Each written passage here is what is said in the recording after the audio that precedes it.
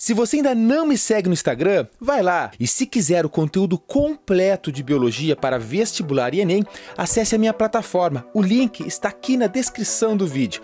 Uma boa aula!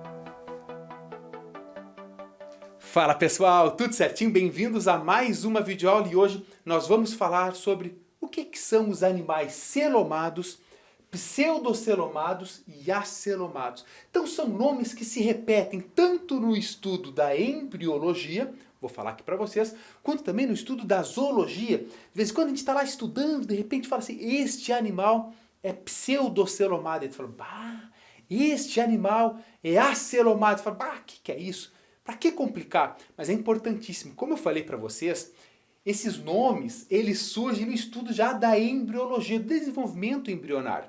Então eu vou mostrar para vocês aqui, claro que é importante, se você quer saber tudo de embriologia, tem que estudar a aula de embriologia, nós já temos ela aqui completinha para você também. Mas aqui é para aquele que é professor, eu quero realmente esclarecer e nunca mais esquecer, importante isso, hein?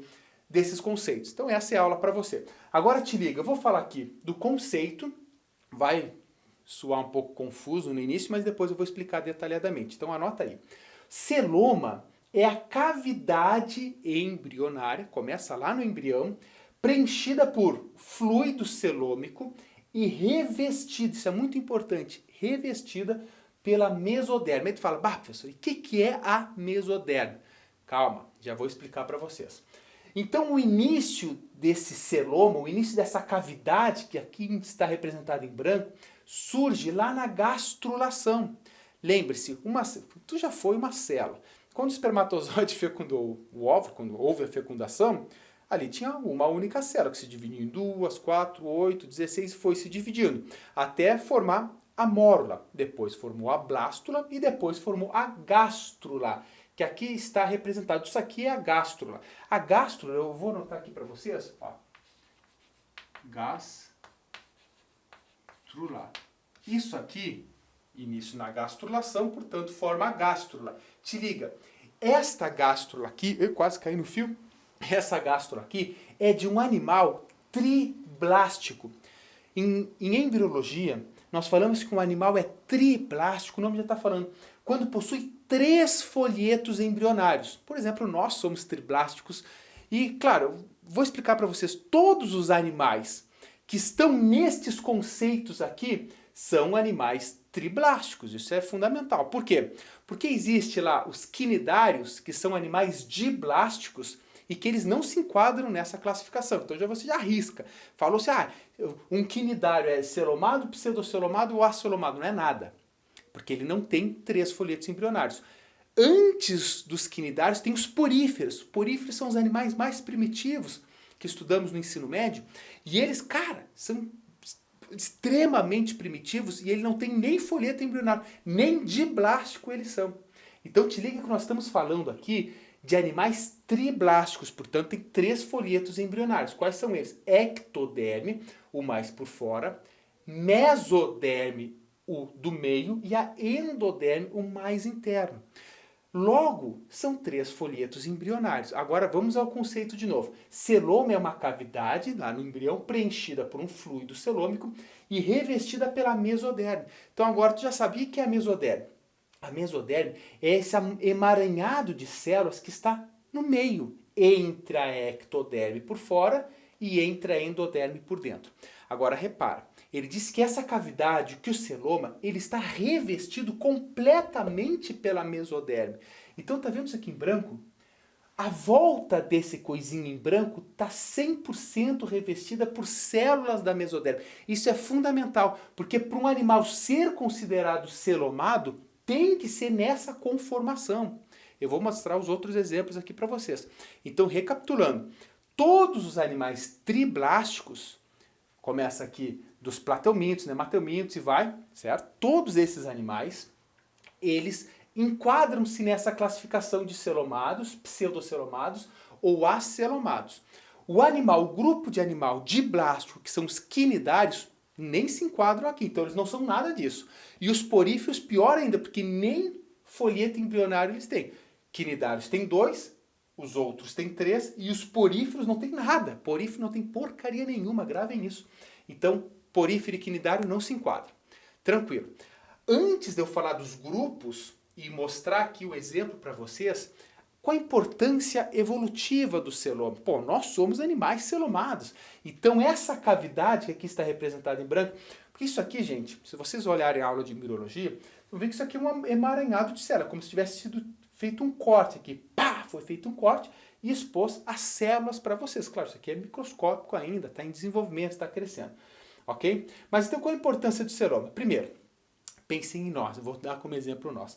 Distribuição e desenvolvimento dos órgãos permite, essa cavidade permite que tenha um coração, que tenha um intestino, que tenha um fígado, que tenha um pâncreas, e eles conseguem então crescer, na verdade pensando em evolução, se desenvolver e funcionar numa boa. Imagina um animal que não tem essas cavidades, é tudo maciço, como é que um coração ia bater ali dentro, como é que ia ter uma complexidade?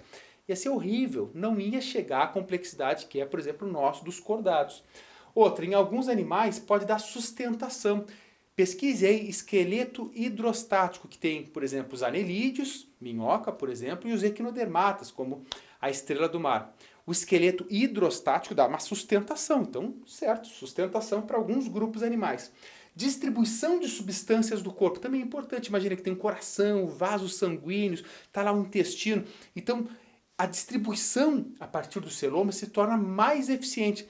Um animal que não tem celoma, como é que, vou dar um exemplo aqui, como é que vai passar de célula para célula os nutrientes, os gases? Claro, vai ter que passar, mas vai ter que ser por difusão, de célula para célula, que é muito mais difícil. Nós não, poxa, nós temos um vaso sanguíneo, vasos sanguíneos, artérias, veias, capilares, que vai circulando o sangue, ele vai pegando glicose, vai jogando para lá gás, oxigênio, dióxido de carbono, vai excretas tudo, porque além disso, a eliminação de excretas também facilita pela cavidade, pelo celoma, que obviamente, pessoal, é só o celoma que faz isso? Não, é que o celoma, durante a escala evolutiva, isso não é de 100 ou de 1000 anos para cá, isso aqui é de milhões de anos, permitiu o desenvolvimento dos órgãos e os seus, digamos assim, o seu aprimoramento.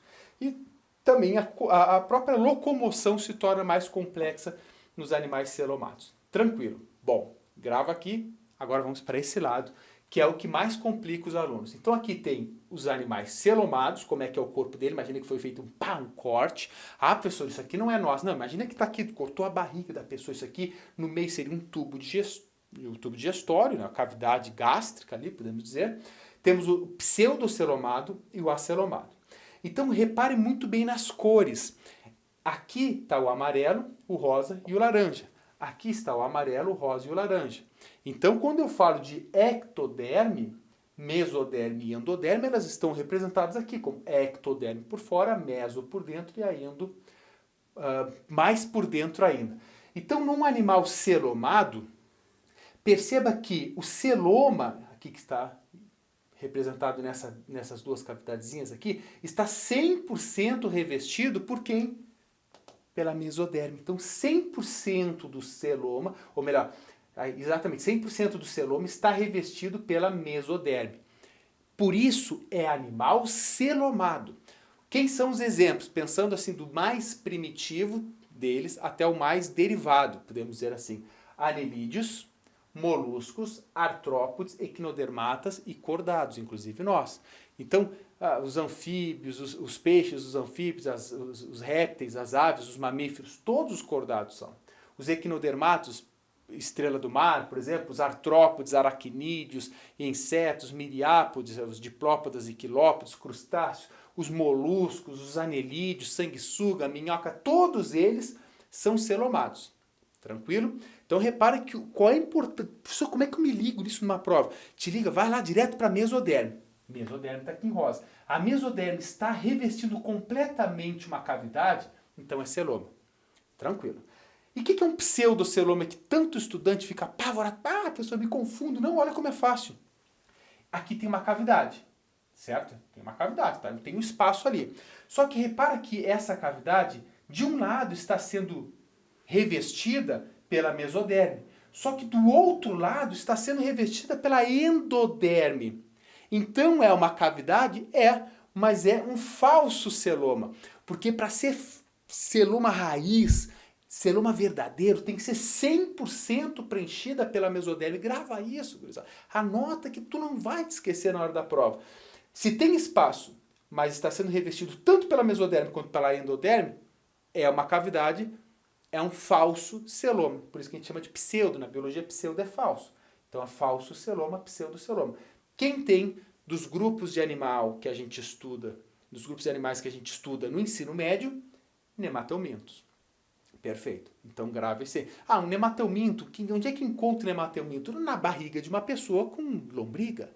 Lá você já deve ter tido, talvez nem tenha percebido, quando a gente é criança, a gente brinca, cai de cara no chão e é na praça e tudo mais.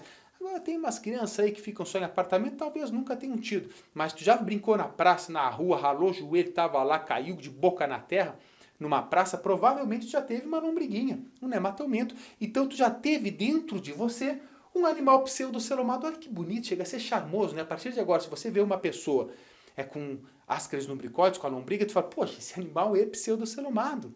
E aí, chega a ser até romântico. Agora, e o que é um animal acelomado?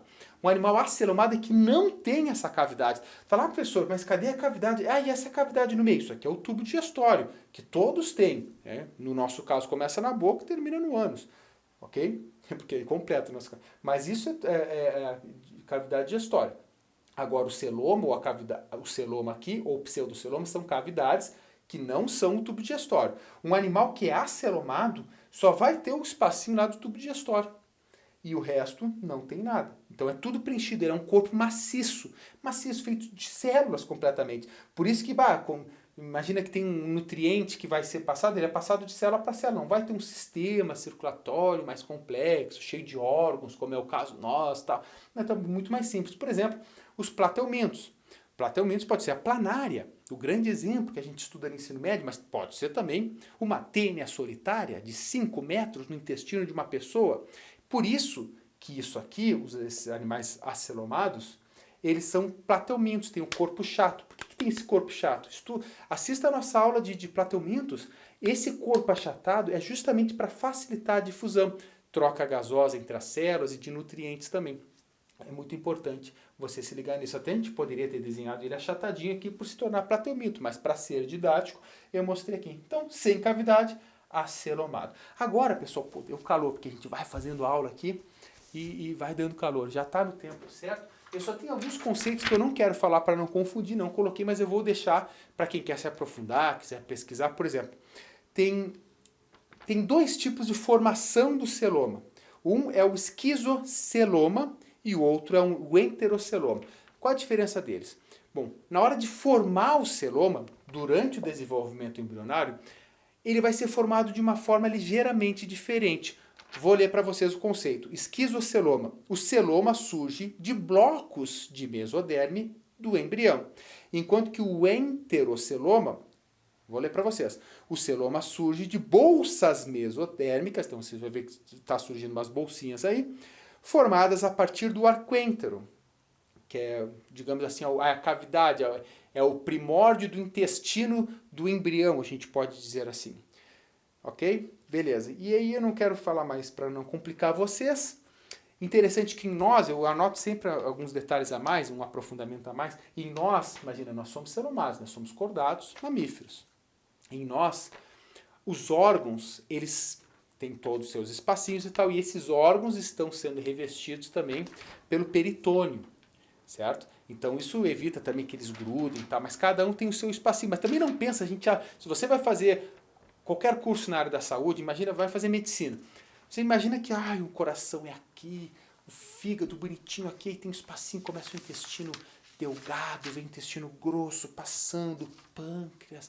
Meus pulmões, o direito tem 3 lobos, o esquerdo tem 2 para espaço do coração.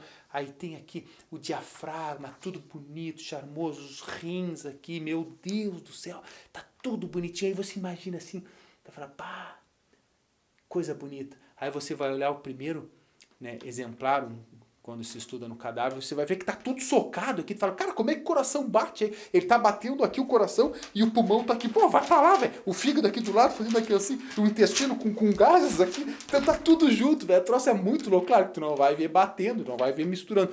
Mas você imagina que já tá tudo socado lá. É como se chegasse e vai fazer, vai coração aqui, pulmão, mete aqui os intestinos, já, espaço aqui que tem 2 rins pra cá, o baço aqui. Estoura tudo e fecha. Aí faz assim, fecha tudo, agora se virem aí. E o coração tá lá, pum, o coração tá batendo, tá dando no estômago aqui, o estômago tu comeu demais, empurrou o intestino para baixo. E quando a mulher tá grávida, então que o útero sobe, o intestino vem até aqui, ficou quase na garganta, e o coração pra lá, espumou aqui, nossa, é uma loucura, velho. Isso é interessantíssimo. Mas é óbvio que tudo isso, meu Deus, que tudo isso é melhor, então, no animal, um animal celomado, como é o nosso caso, está tranquilo. Não pense que também a gente sofre com isso, tá? Eu só estou falando porque a gente, quando eu vi a primeira vez o cadáver, eu imaginei que aquilo ali ia ser tudo bonitinho, cada um no seu quadradinho e tal. Não, mas é realmente tudo socado. E tá tudo bem, tá? Um médico que vai ser cirurgião, ele tem que saber localizar direitinho cada um dos órgãos, cada um das artérias, por isso que eu tiro meu chapéu para os cirurgiões aí. Se você é cirurgião e está assistindo esse vídeo, será? Você estuda muito e tem que estudar, porque imagina, tu vai abrir uma pessoa, de repente tu tá lá, vou fazer uma cirurgia aqui, tu corta uma artéria errada, pessoa, né? Isso é muito grave, não pode acontecer. Por isso que um médico, para ser cirurgião, fazer cirurgias mais complexas, não é só médico, formou 6 anos na medicina, não. Você tem que fazer residência, cirurgia 1, 2, sei lá quantas residências até você se especializar. Primeiro você faz cirurgias simples, como tirar um apêndice. Isso aí o médico recém-formado vai lá, faz cirurgia geral, tira um apêndice. Mas um médico para mexer no coração, não pensa que é um médico recém-formado. O cara estudou muitos anos, acompanhou, até arrotei, acompanhou cirurgias de perto com médicos mais experientes, até aos poucos ele fazendo com supervisão de outro médico mais experiente, e depois de várias e várias cirurgias, falou, agora você tem sua equipe médica, você vai fazer a sua cirurgia. Então é muito tempo para estudar e chegar nesse nível aí, certo? Vamos ver se eu não esqueci de nada aqui. Parará, parará, parará. Piririm, piririm, piririm. Alguém ligou para mim. Quem é? Sou eu, bola de fogo. O calor tá de matar. Então tá, gurizada, é isso aí, certo? Então tá aqui o resumão para vocês, tudo certinho, tudo tranquilo, tudo esclarecido. Então se tiverem qualquer dúvida, sabe que pode me procurar nas redes sociais, manda dúvida, sugestão de aula, fala, professor, aqui na plataforma eu acho que podia fazer essa aula aqui. Eu vou lá e gravo. Se você está aqui na plataforma, você que manda. Tamo juntão, ok? Um grande beijo, um grande abraço, bons estudos e vamos sempre firme. Não desista.